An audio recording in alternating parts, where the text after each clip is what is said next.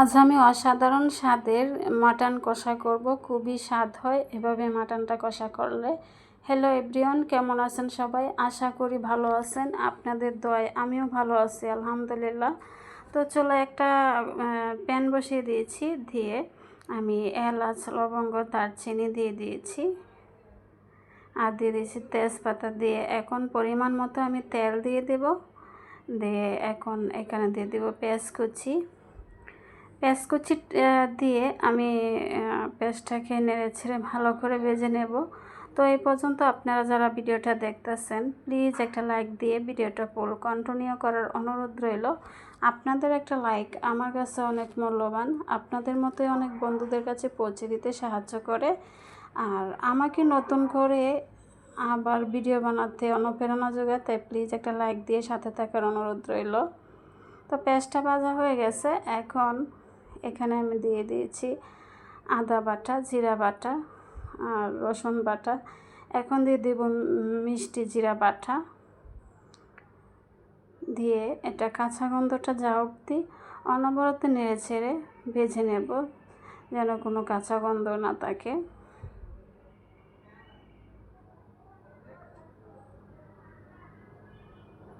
এখন এখানে দিয়ে দেব লবণ, স্বাদ অনুযায়ী লবণ দিয়ে দিয়েছি। আবারও নেড়ে ছেড়ে আমি মশলাটাকে ভেজে নিচ্ছি। আমি 3-4 মিনিটের মতো নেড়ে ছেড়ে মশলাটাকে ভেজে নিচ্ছি।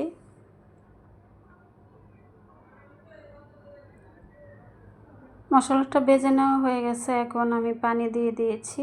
এখন গুঁড়া মশলাটা এখানে দিয়ে দেব। আমি এখানে দিয়ে দেব মরিচের গুঁড়া, দিয়ে দেব হলুদের গুঁড়া, আর দিয়ে দেব ধনিয়ার গুঁড়া। দিয়ে অনবরত নেড়ে ছেড়ে আমি এখন মশলাটাকে কষিয়ে নেব ভালো করে। আমি একটু নেড়ে ছেড়ে মশলাটাকে মিশিয়ে নিয়ে এখন ঢাকনা দিয়ে ঢেকে মশলাটাকে 2-3 মিনিট কষিয়ে নেব। আসলে আমি ঢাকনা দিয়ে ঢেকে দিয়েছি। আসলে বাহিরের মানে একটু নয়েজ আসছে, আপনারা কিছু মনে করবেন না, প্লিজ আপনারা ভিডিওটা দেখবেন।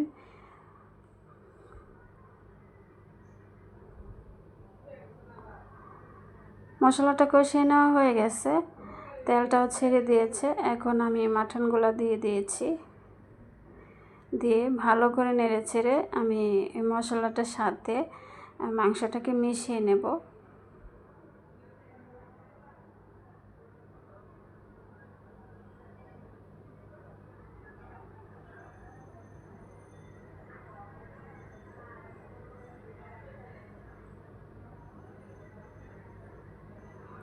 মিশিয়ে নেওয়া হয়ে গেছে। এখন ঢাকনা দিয়ে ঢেকে আমি মাটনটাকে কষিয়ে নেব।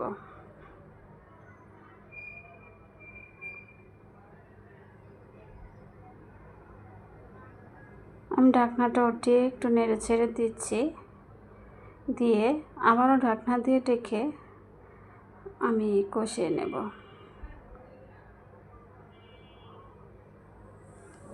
আজকে একটু বেশি বাহিরের নয়েজ আসতেছে, আসলে কিছু করার নেই।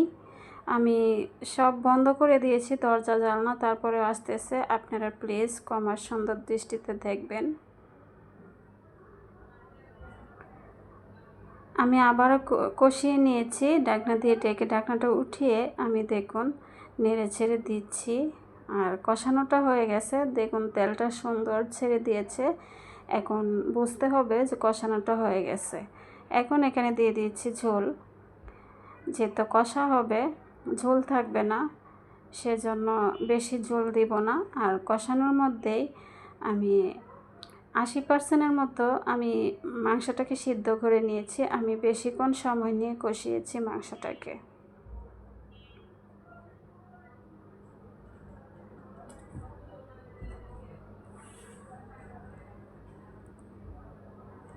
এখন আমি ঢাকনা দিয়ে ঢেকে দেব।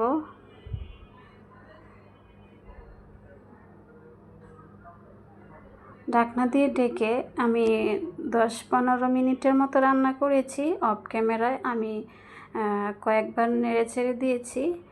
আর এখন এখানে আমি 5-7টা আস্ত কাঁচামরিচ দিয়ে দেব। এটা ঝালের জন্য না, শুধু ফ্লেভারের জন্য।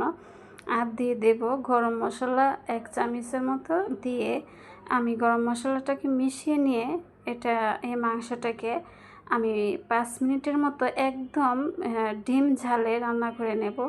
তো এই পর্যন্ত আপনারা যারা ভিডিওটা দেখতেছেন, কাছে কিংবা দূরে, দেশ কিংবা দেশের বাহিরে, যেখান থেকে দেখতেছেন, আপনাদেরকে অসংখ্য অসংখ্য ধন্যবাদ যে আপনাদের মূল্যবান সময় দিয়ে আমার ভিডিওটা দেখার জন্য। যদি কোনো অংশ ভালো লেগে থাকে তাহলে আমার চ্যানেলটা সাবস্ক্রাইব করে দিয়ে আমার পাশে থাকার অনুরোধ রইল। আর কমেন্টে জানাবেন রান্নাটা কেমন হয়েছে। আর যারা আপনারা সাবস্ক্রাইব করে দিয়েছেন আপনাদেরকে অসংখ্য অসংখ্য ধন্যবাদ। তবে রান্নাটা কালারটাই বলে দিচ্ছে কত মজা হয়েছে। মজাই হয়েছিল, খেতে দারুণ হয়েছিল। ধন্যবাদ আপনাদের সবাইকে।